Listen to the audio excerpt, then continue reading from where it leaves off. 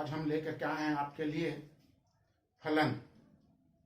आज हम प्रश्नावली से कुछ सवाल हल करेंगे जिसमें हम ये बताएंगे कि दिया हुआ कोई फलन एकाएकी है, आच्छादक है या एकाएकी आच्छादक है, या बहुएक फलन है या अंतरक्षेपी फलन है।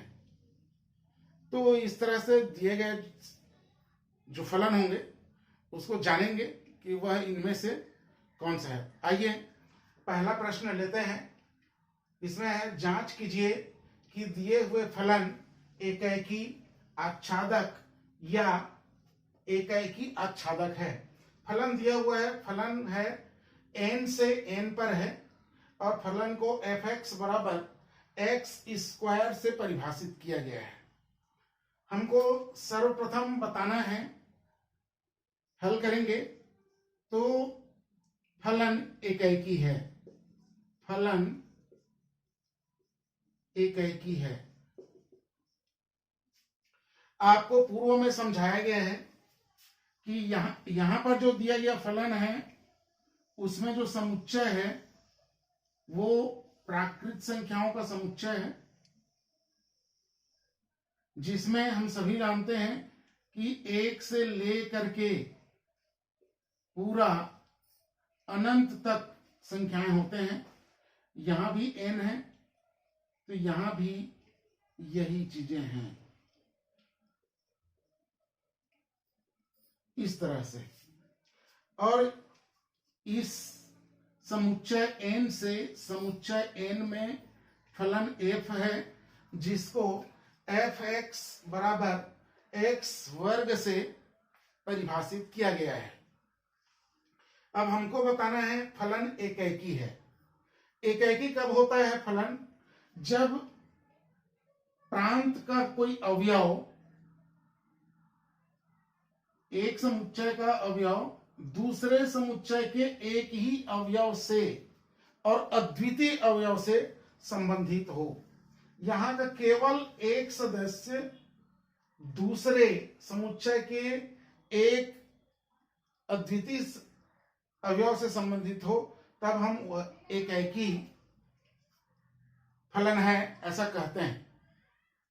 तो यहां पर एक बात समझ लीजिएगा, यदि हम ये कह रहे हैं एकाएकी फलन को अगर हमको दिखाना है तो इसके लिए क्या करते हैं, मान लेते हैं, मान लो x1 और x2 बिलोंग्स टू n है। यहां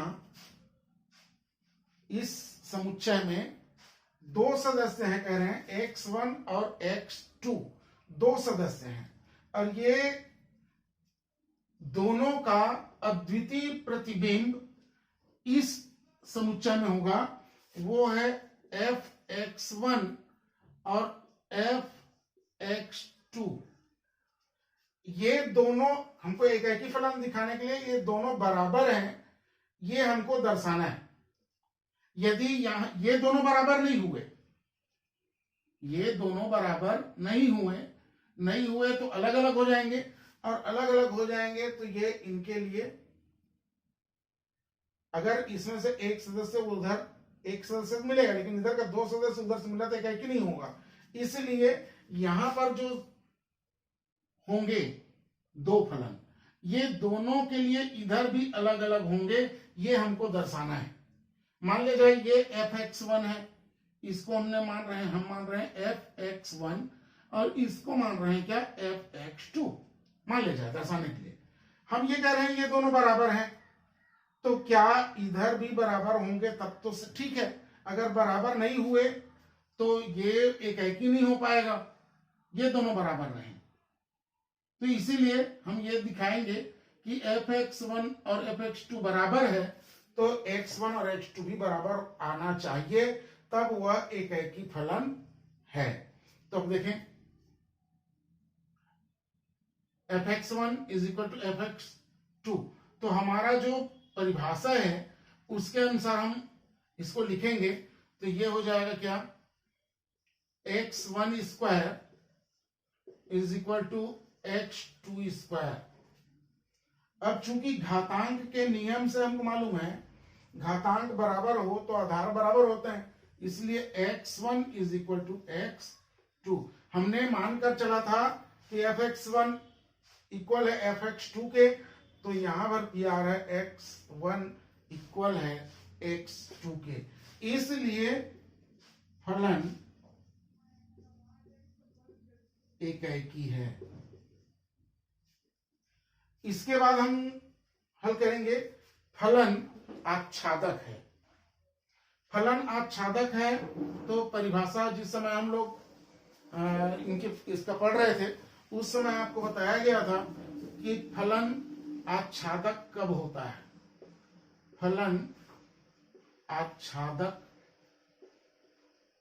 है, इसके लिए हमको दर्शाना है। फलन को आच्छादक तब कहा जाता है जब सहप्रांत के प्रत्येक अवयव, सहप्रांत का प्रत्येक अवयव के लिए प्रांत में एक अवयव अवश्य हो। सहप्रांत के प्रत्येक अवयव का पूर्व प्रतिबिंब हो, तब हम ये कहते हैं कि फलन आच्छादक है। तो फलन आच्छादक है के लिए हम ये मान लेते हैं कि मान लो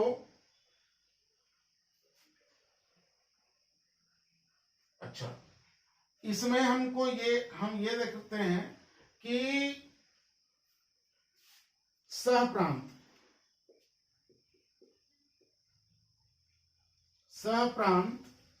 में 2, 5, 7 आदि जो अवयव हैं उनका पूर्व प्रतिबिंब नहीं है, क्योंकि हम देखें 1 बिलोंग्स टू n के लिए क्या fx इज इक्वल टू होता है x square, then 1 square is equal to 1। 2 belongs to n के लिए fx is equal to 4। 3 belongs to n के लिए fx इज इक्वल टू 9। मतलब क्या हुआ, ये 1 से संबंधित हुआ, 2 4 से संबंधित हुआ, 3 इसी तरह से 9 से संबंधित हुआ। तो छूट गए कौन, ये, इनका कोई पूर्व प्रतिबिंब यहां नहीं है। अब पूर्व प्रतिबिंब नहीं है, इसलिए फलन आच्छादक नहीं है। फलन आच्छादक नहीं है। अब हमको बताना है क्या कि फलन एकाएकी आच्छादक है।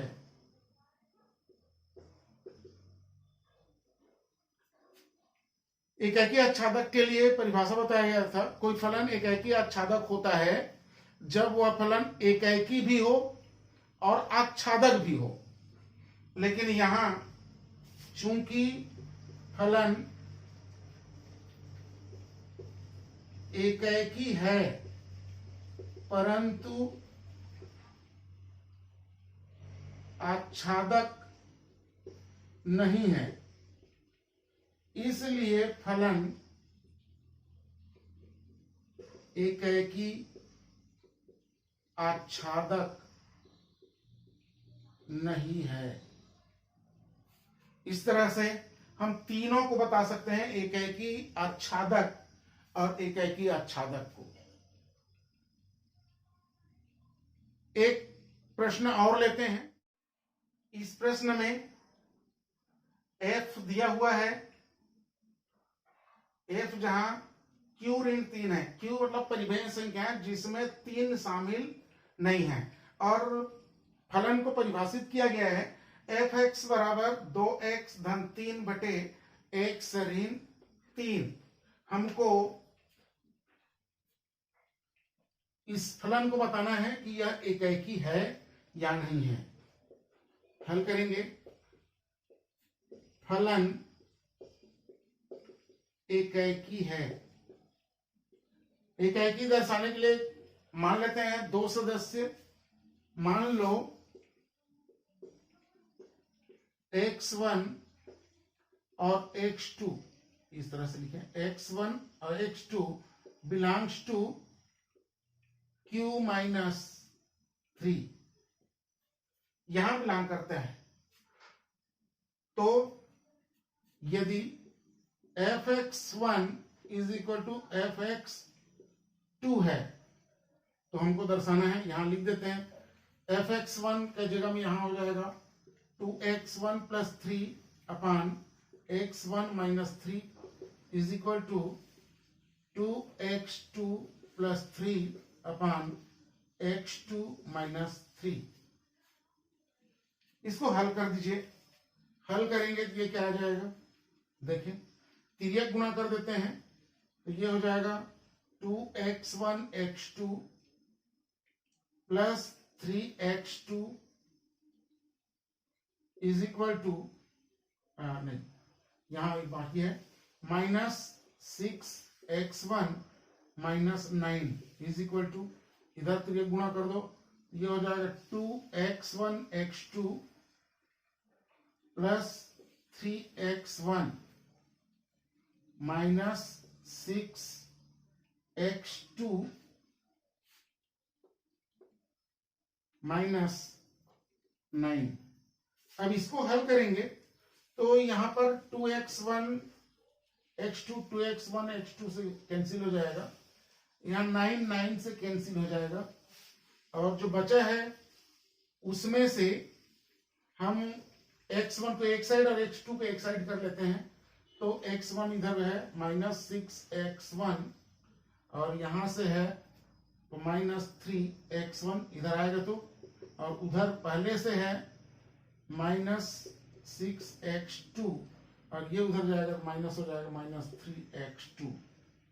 यहां से क्या हुआ minus 9x1 is equal to minus 9x2। इसका अर्थ ये हुआ x1 is equal to x2। हमने मानकर चला था fx1 is equal to fx2 है, तो इसका अर्थ ये हो रहा है कि x1 is equal to x2 आ रहा है, इसलिए फलन एकेकी है। फलन एकेकी है।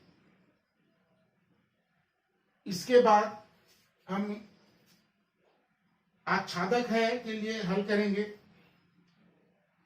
फलन आच्छादक है। फलन आच्छादक है। मान लेते हैं, मान लो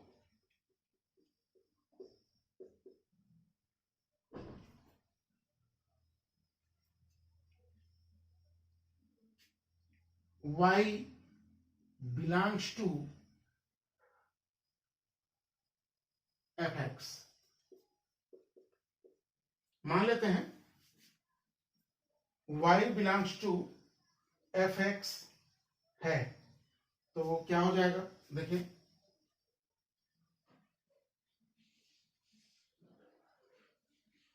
यहां से ये हो जाएगा y is equal to F X की जगह हम लिख देते हैं 2x प्लस 3 अपान x माइनस 3। यहां से इसको हल कर दीजिए। x के लिए हल करना है पहले। आच्छादक फलन के लिए जब हम y belongs to F X लिखेंगे तो ये जो इक्वेशन आएगा इसको हमको x के लिए हल करना है।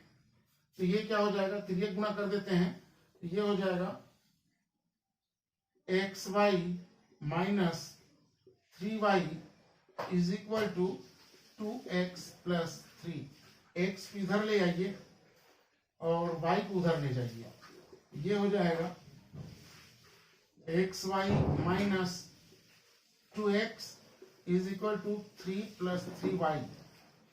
अब यहां से x को निकाल लीजिए, तो ये हो जाएगा y minus 2 is equal to 3 plus 3y। तो ये हो जाएगा x इज इक्वल टू क्या 3 प्लस 3y अपान y माइनस 2। इसका अर्थ यह हुआ कि यहां x बराबर आया 3 धन 3y बटे y ऋण 2। अब हम ये कह रहे हैं कि यहां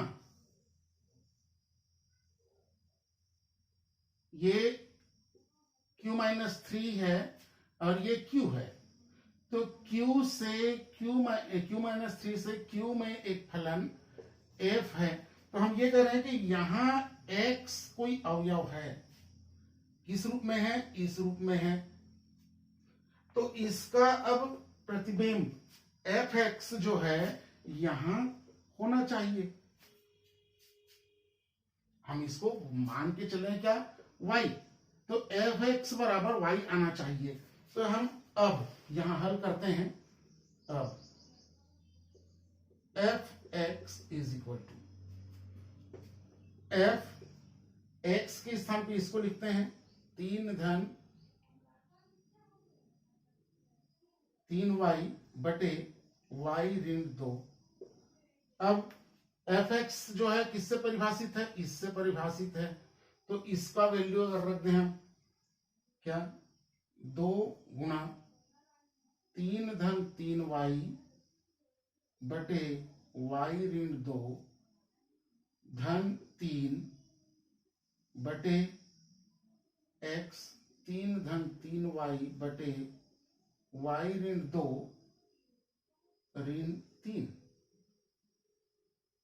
अब इसको हल कर लें, हल करेंगे तो ये हो जाएगा 6 plus 6y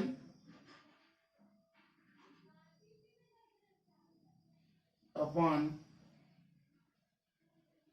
y minus 2 plus 3 upon ये हो जाएगा 3 plus 3y upon y minus 2 minus 3। उसको फिर हल करेंगे तो ये क्या हो जाएगा, देखें हल करेंगे तो ये इनसे कैंसिल हो जाएगा और वो आ जाएगा 6 धन 6y धन 3y ऋण 6 बटे यहां से हो जाएगा 3 धन 3y ऋण 3y धन 6।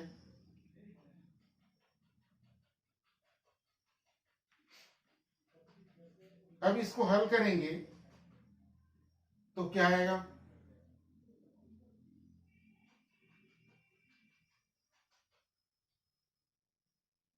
इसको हल करें तो ये क्या हो जाएगा, देखिए ये 6 से 6 कैंसिल हो जाएगा, यहां से 3y से 3y कैंसिल हो जाएगा और ये आया 9y बटे 9, 9 से 9 कैंसिल हो जाएगा और ये आया y। माने fx जो है y लेके आया। इस अर्थात इसका अर्थ क्या हुआ, देखें अर्थात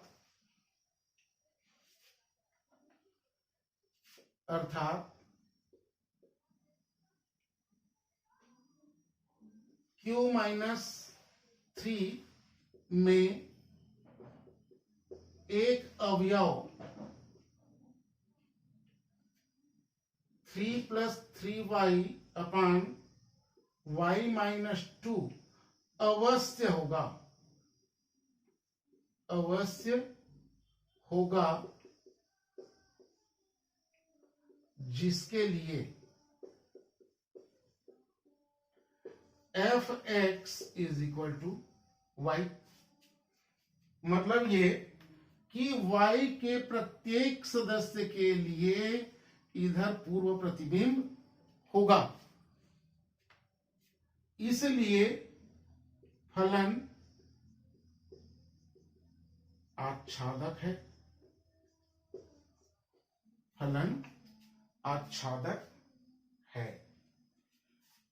मतलब ये कि फलन का जो प्रांत है, फलन